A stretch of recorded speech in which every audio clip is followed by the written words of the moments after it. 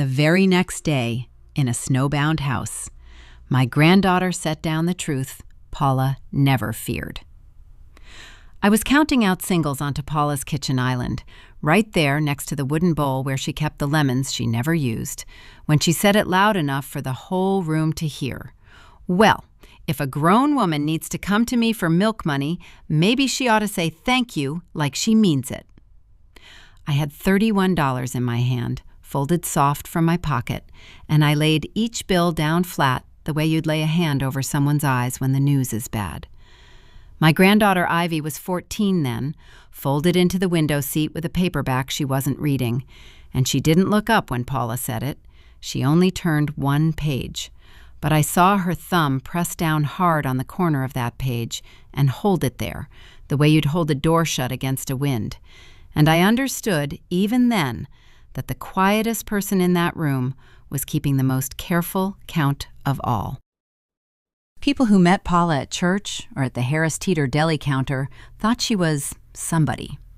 She carried herself like a woman with a driver waiting outside, though what she actually had was a paid-off Buick and a way of pausing before she spoke, as if her words were being weighed on a jeweler's scale in the next county.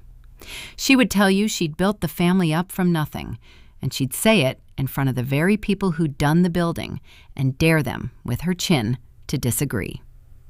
I want you to hold on to that chin. That lifted chin was the whole of her, and later, when she needed it most, it would be the first thing to go. But I'm getting the taste of the ending in my mouth before I've set the table, and this one deserves the table set right. So let me carry us back about 3 years, to before the singles on the island, to the summer my husband Wendell first lost his footing. My name is Mara Calloway. I was 61 that summer, and I had been a hospice social worker in Mecklenburg County for going on 26 years, which means I have sat at more bedsides than I could number and learned to read a person the way a farmer reads a sky. I know the difference between the quiet of a soul at peace and the quiet of a soul that's given up, and I know that the two can look exactly alike to anyone standing in the doorway. I spent my days in other people's houses, holding other people's hands, and then I drove my 2009 Corolla home to my own house on Delberg Street, the one with the crooked front step Wendell kept promising to fix. And I did the second shift of my life, which was raising Ivy. Ivy came to us the winter she was 6.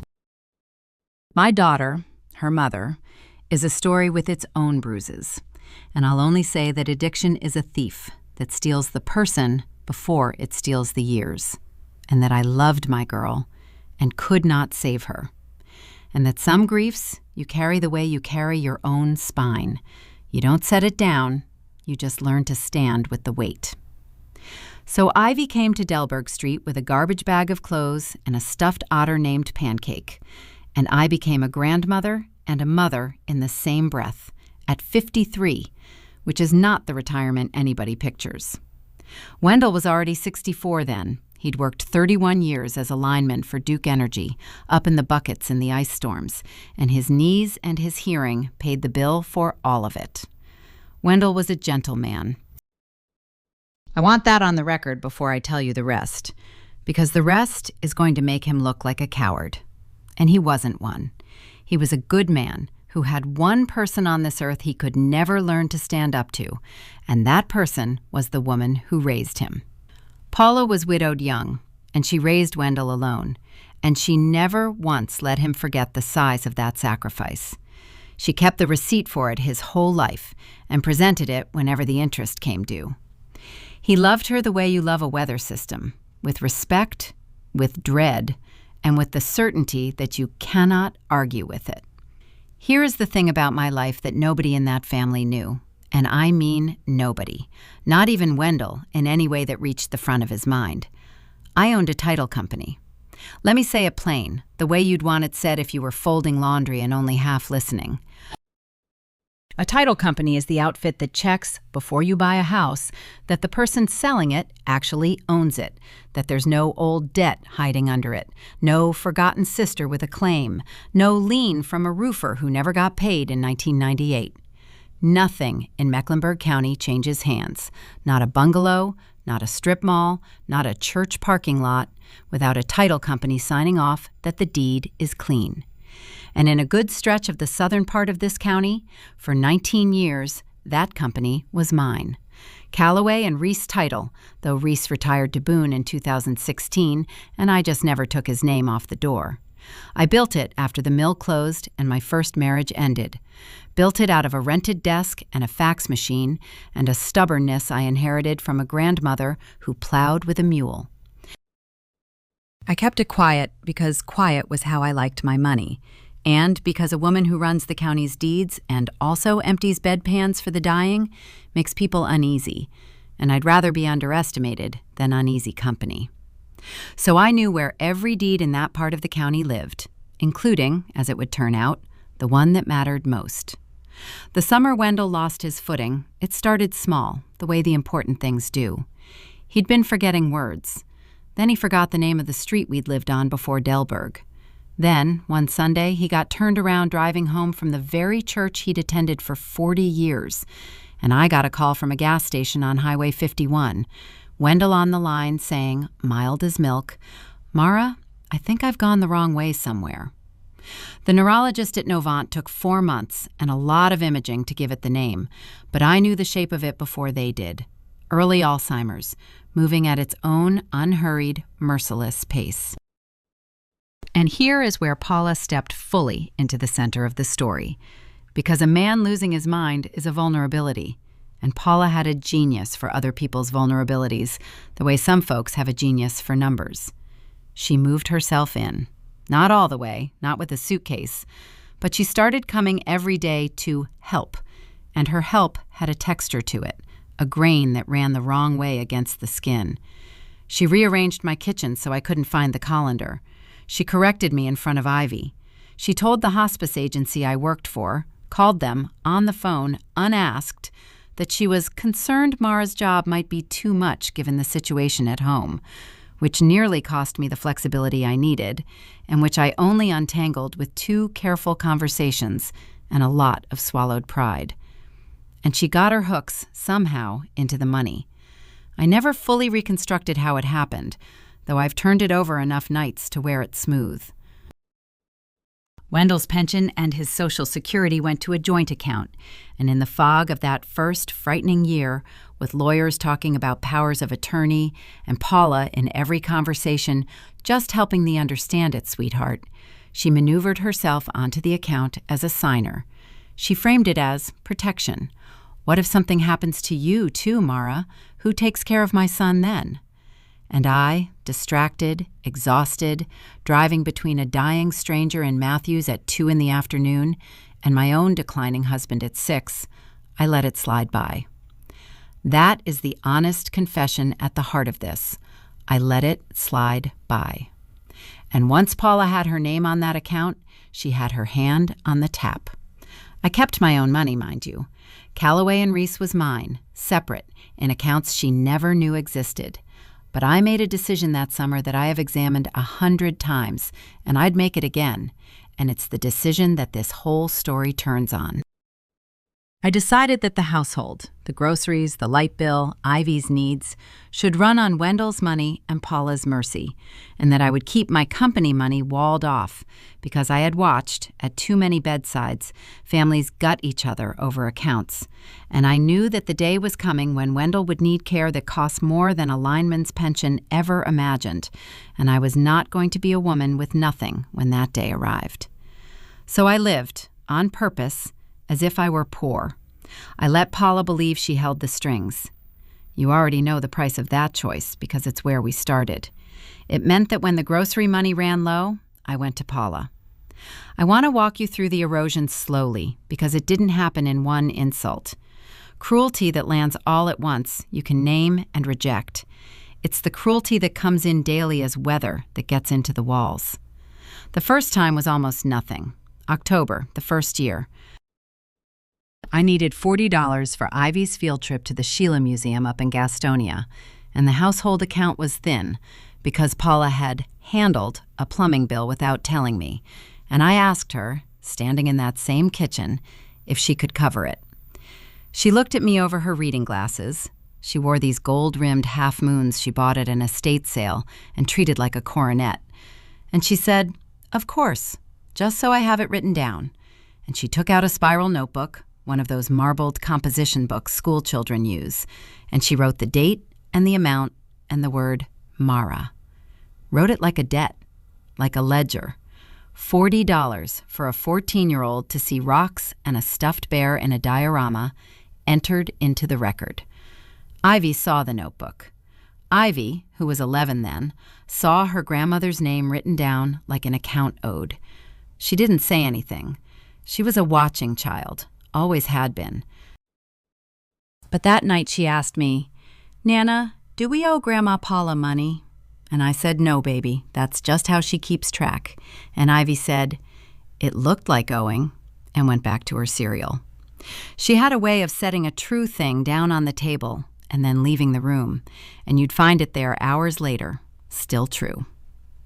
The second scene I'll give you is the birthday, Ivy's 12th. I'd been saving for a bicycle, a real one, a Trek, because she'd outgrown the hand-me-down, and she was the kind of kid who rode to the library and back and needed something that fit. And the week before her birthday, the transmission went out on the Corolla, and $800 I'd set aside from the company evaporated. And I made the mistake, the human, exhausted mistake, of mentioning at Sunday dinner that I wasn't sure I could swing the bike now. Paula heard opportunity in that. She bought the bike herself. A better bike than I'd have bought, a nicer one. And she wheeled it out on Ivy's birthday with a bow on it and made a little speech about how Grandma will always make sure you have what your Nana can't manage. In front of everyone. In front of Ivy, who stood there holding the handlebars and looking, not at the bike, but at me. 12 years old and already understanding that a gift can be a knife. Ivy rode that bike because a child should ride a bike, but she never once in 2 years called it hers.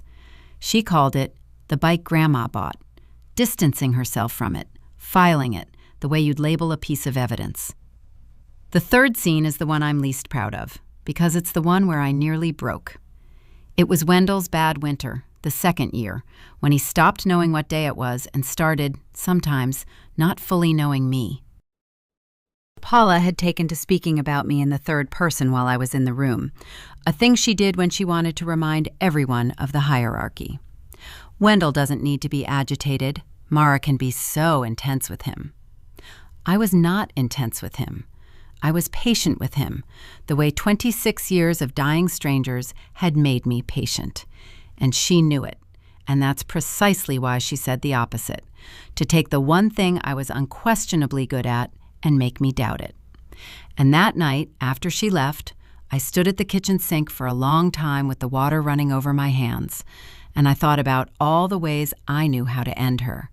Because I did know ways. I knew about the deeds. I knew, by then, a thing about Paula's finances that could have humiliated her in front of the whole church. I could have lifted the receipt she'd been waving all her life and shown everyone it had bounced. And I turned off the water and dried my hands, and I did not do it. Not because I'm a saint. I want to be very clear that I am not a saint.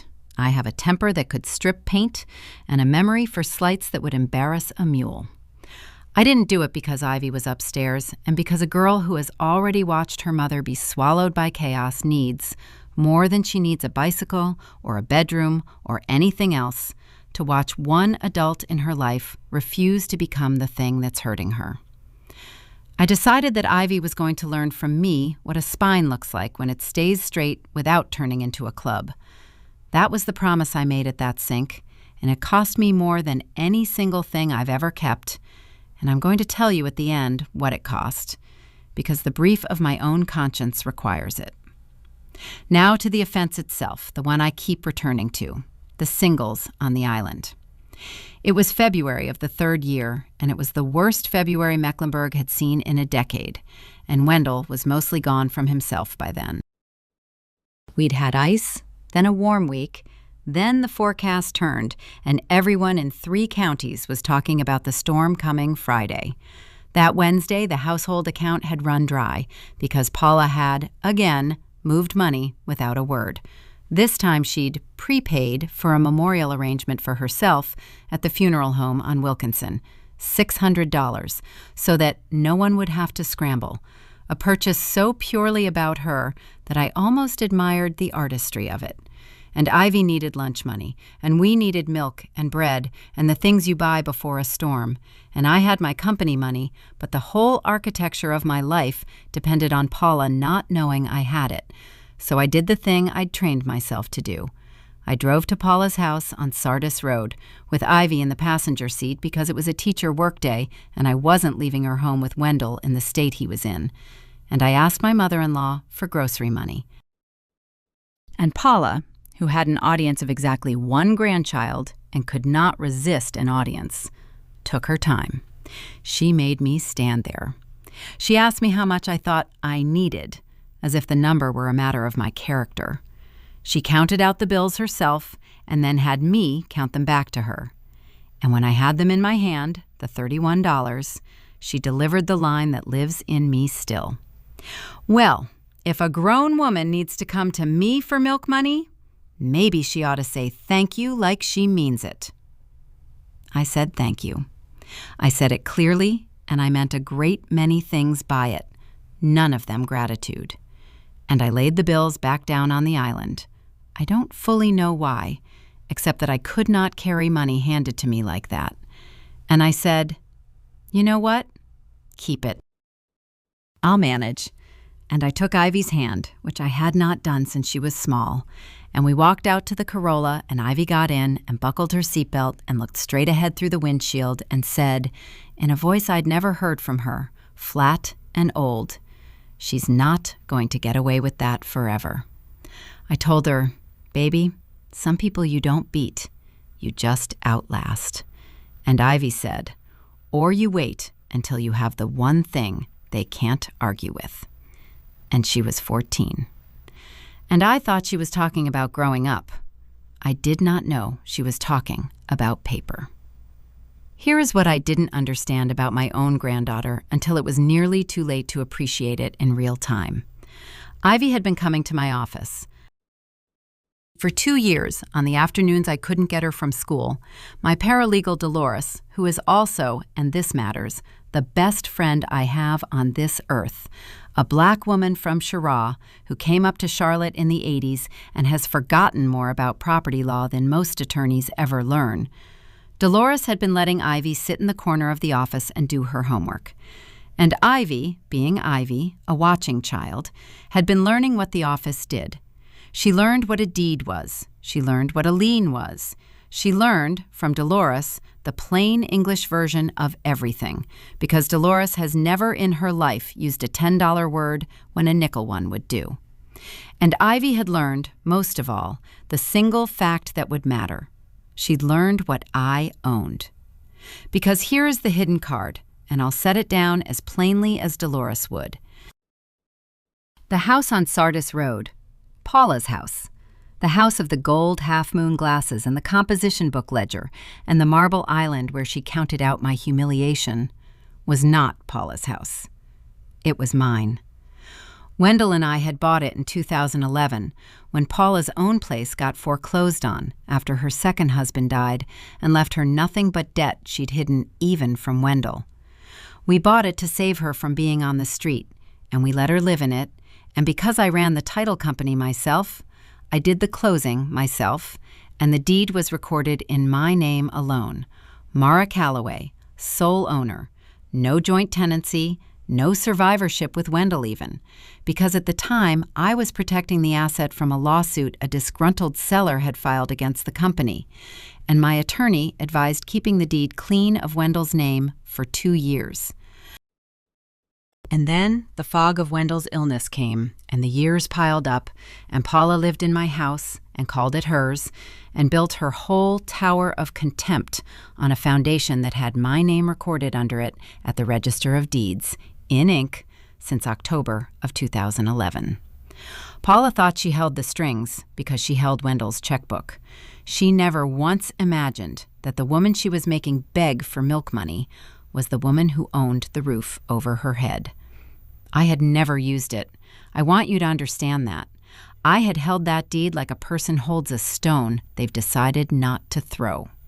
For years, it had simply been a fact I lived inside of, a strange, gentle irony I carried to work and back.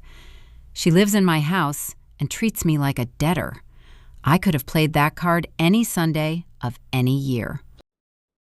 And I didn't, because of the promise at the sink, and because as long as Wendell was alive and Paula was, whatever else she was, his mother, I was not going to be the one to blow up the family my dying husband had left. But Wendell died on the 9th of February, that terrible winter, 3 days before the storm. He died at home, in our bed on Delberg Street, with me holding his hand and Ivy asleep in the next room. And it was the quietest death I'd ever attended, and I'd attended hundreds. He simply, at 4:40 in the morning, stopped. And I sat with him until the light came up, because I know how to sit with the dead. It's most of what I've done with my life. And I thought about 41 years of marriage, and about the gentle man he'd been before the weather system that raised him and the weather system in his own blood took him down. And I let myself grieve the whole of it, while the sky went gray to pink over the crooked step he never did fix. And then I got up, and I made coffee, and I understood that the promise at the sink had reached its end. Wendell was gone. The reason for my restraint was in the ground now, or would be by Saturday, and the woman who had spent 3 years making me beg was at that very moment sleeping soundly in a house that had never for one day been hers. I did not decide to move fast out of triumph. I decided to move fast because Paula, at Wendell's funeral, was going to make it about herself, and she was going to try to move on the money. I knew her. I'd read her like a hospice sky for 20 years. And the only way to keep the reckoning clean, to keep my hands off her the way I'd promised Ivy they'd stay, was to let paper do it. So on the day Wendell died, in the afternoon, I called Dolores. And Dolores said the thing that told me my granddaughter had been ahead of me the whole time. She said, "Mara, honey, Ivy already pulled the file." 2 weeks before. Ivy, 14, had come to the office on a Tuesday and asked Dolores, plain as day, to help her print the recorded deed to the Sardis Roadhouse and the closing documents, so Nana would have them all in one place when the time came. She'd said it just like that, when the time came. She had watched her grandfather dying for 3 years, and she had done the arithmetic no child should have to do, and she had quietly, without a word to me, assembled the exact stack of paper her grandmother could not argue with. Dolores, who is nobody's fool and had wondered for 2 years what that watchful child was really taking in, had helped her and had said nothing to me because Dolores understood something I hadn't, that this was Ivy's to do, that the girl needed it to be hers. The storm came Friday, the day before the funeral, and it came hard. 11 inches, which for Charlotte is a catastrophe. The city shut down entirely, the plows overwhelmed, the whole county socked in and silent. And Paula, who had installed herself in the Sardis Road house on Wednesday night to grieve properly, and to be, she announced, the matriarch the family needs right now, was snowed in there alone. Which is how the reckoning came to happen the very next day, after I made up my mind, in a snowbound house, with the world outside gone white and hushed, and the plows not yet through. I'll tell it the way it happened. Saturday morning, the funeral postponed to the following week because no one could safely drive. I put the Corolla's chains on. Wendell taught me decades ago, and my hands remembered.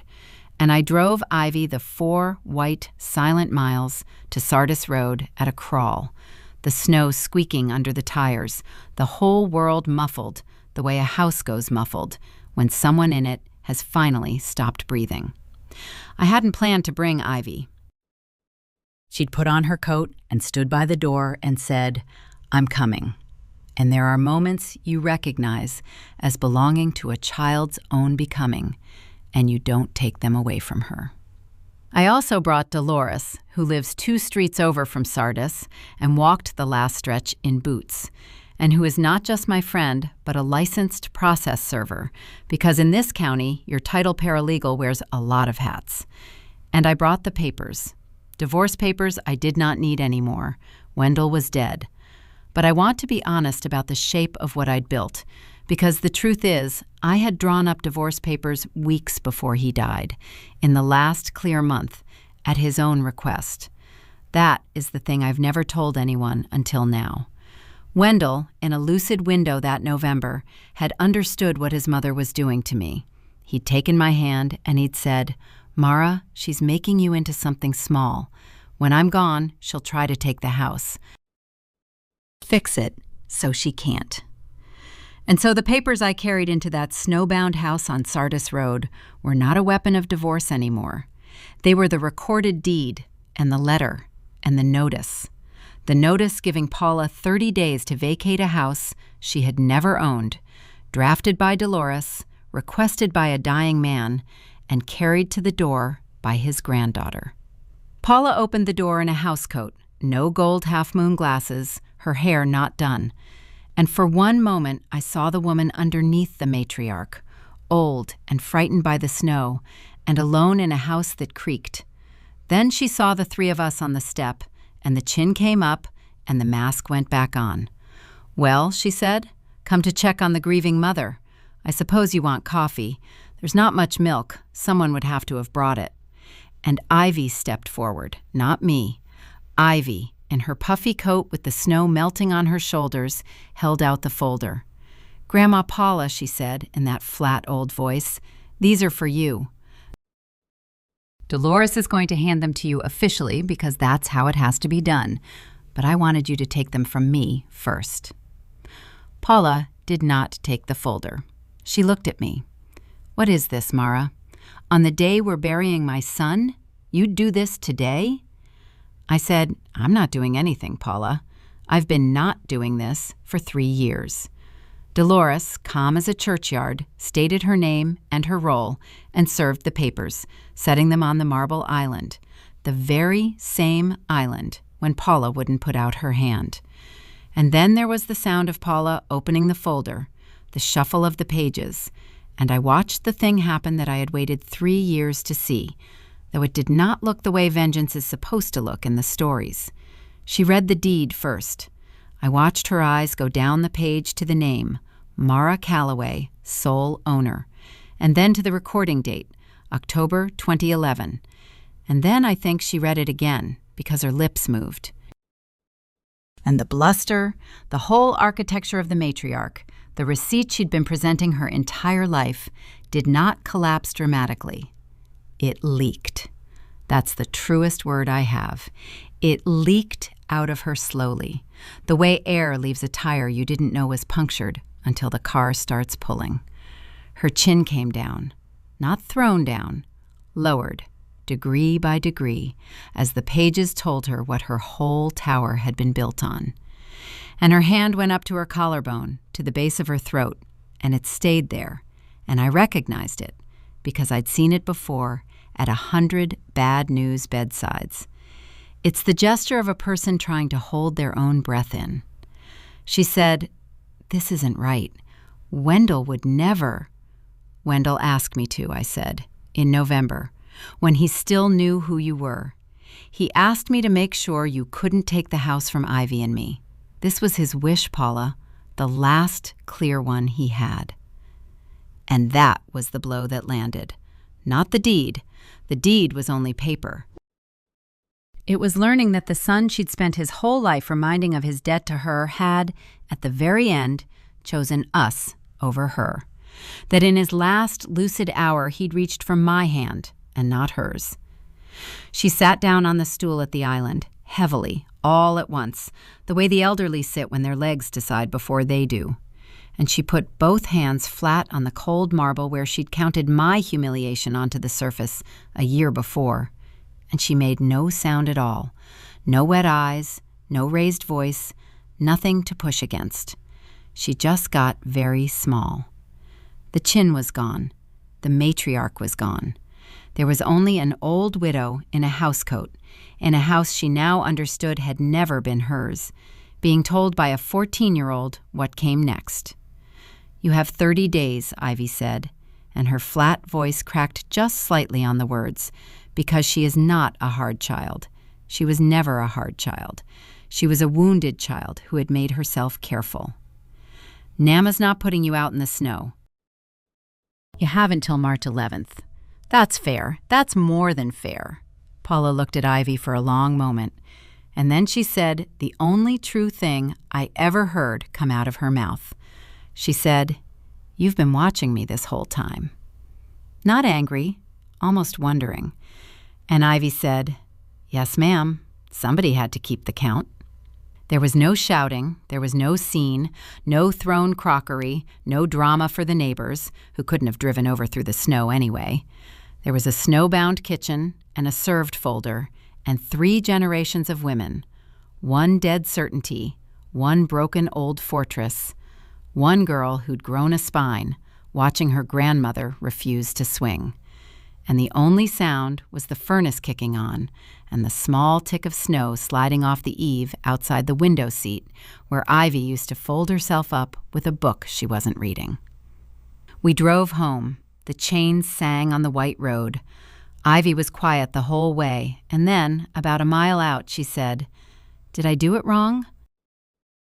She looked so old, and I reached over and put my hand on the back of her neck, the way you steady a young thing, and I said, "No, baby, you did it exactly right. You told the truth, and you gave her 30 days, and you didn't lay a hand on her. That's the hardest way there is, and you found it at 14, and I could not be prouder if you'd hung the moon. Now, I promised you a cost, and I keep my promises, and here is where I pay it." Paula moved out on the 10th of March, a day early, into a senior apartment on Idlewild that I helped arrange and quietly helped pay the deposit on, because I am not a saint, but I am not the thing she was either, and a woman doesn't get put on the street from my house, no matter what she wrote in her composition book. She did not thank me. She has not spoken to me since. And here is the cost, the thing I name out loud because the truth of a victory is in what it takes from you, and not just what it gives. I wanted Ivy to grow up with a large family. I wanted her to have grandparents on every side, aunts and cousins and Sunday tables, and the thick, soft net that catches a child when the parents can't. And what she has instead, because of all this, because of Paula and the money and the snow and the papers, is me and Dolores and an old otter named Pancake. The family did not survive Paula being who she was. Some of Wendell's cousins took her side, believed her version, the one where I'm a scheming woman who waited for a good man to die to seize a house. I lost people I'd cooked Thanksgivings for. I chose Ivy's spine over Ivy's big family, and I'd choose it again every single time. But I won't stand here and pretend it was free. It cost her cousins she'll never know. It cost me a whole branch of a life. That is what saying no more cost, and I paid it in full, and I'd sign the receipt again today. Ivy is 17 now. She got into UNC Charlotte early, and she wants to study property law. Not to make money, she tells me, though I've explained there's nothing wrong with money, but so people can't be lied to about what they own. She works Saturdays at the office with Dolores. She knows the whole company will be hers one day, and she's ready for it in a way I never was at her age, because she learned the shape of it young and hard. And here is the last thing, the thing I circle back to, the milk money. Every Sunday, Ivy leaves $31 on the kitchen counter at Delberg Street. 31, the exact count of what Paula made me beg for, and I laid back down. She doesn't owe me a cent. I keep her, gladly. It's the honor of my life. But she puts it there anyway, in ones, laid flat, and she doesn't say anything about it, and neither do I, and we let it sit through Monday, and then I put it in a jar we're saving for her books. It isn't a debt. It's the opposite of a debt. It's a girl who watched a grown woman have to say thank you like she meant it for $31, and who decided that in her house, money laid on a counter would never again be a leash. It would be a gift, set down freely by someone who owes nothing for someone she'd give everything. That's what a grown woman asking for milk money became in the end. Not a shame. A small stack of singles that says, every single Sunday, we are the kind of people who give, and we always were, and no one gets to keep the count of us but us.